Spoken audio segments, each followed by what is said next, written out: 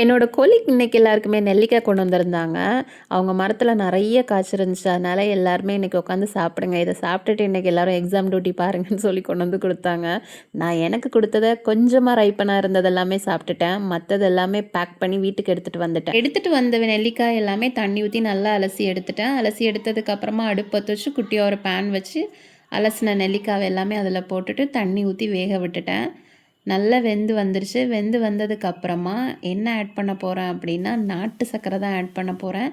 நாட்டு சர்க்கரை ஒரு 4 ஸ்பூன் ஆட் பண்ணிவிட்டு, அதுக்கப்புறமா கொஞ்சமாக மிளகாத்தூள், கொஞ்சமாக உப்பு ஆட் பண்ணிக்கிட்டேன். உப்பு எதுக்காக அப்படின்னா, அந்த ஸ்வீட்னஸ் இன்னும் என்ஹான்ஸ் பண்ணி கொடுக்கும். அதுக்காக தான் உப்பு ஆட் பண்ணேன். தண்ணி கொஞ்சமாக தான் ஊற்றணும்னு பார்த்தேன். பட் கை ஸ்லிப் ஆயிடுச்சு. அதில் கொஞ்சம் தண்ணி அதிகமாக போயிடுச்சு. பட் பரவாயில்ல, இருந்தாலும் நாட்டு சர்க்கரை போட்டனால கொஞ்சம் சீக்கிரமாகவே ட்ரை ஆயிருச்சு.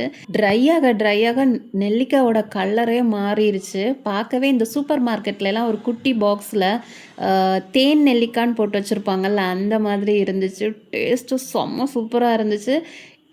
நான் கிளற அப்படியே அந்த நாட்டு சர்க்கரையோட வாசம், தென் பார்த்தீங்கன்னா எனக்குமே டெம்ப்ட் ஆகிட்டே இருந்துச்சு. எப்படா ரெடியாகும், எப்போ ஆறும்னு இருந்துச்சு.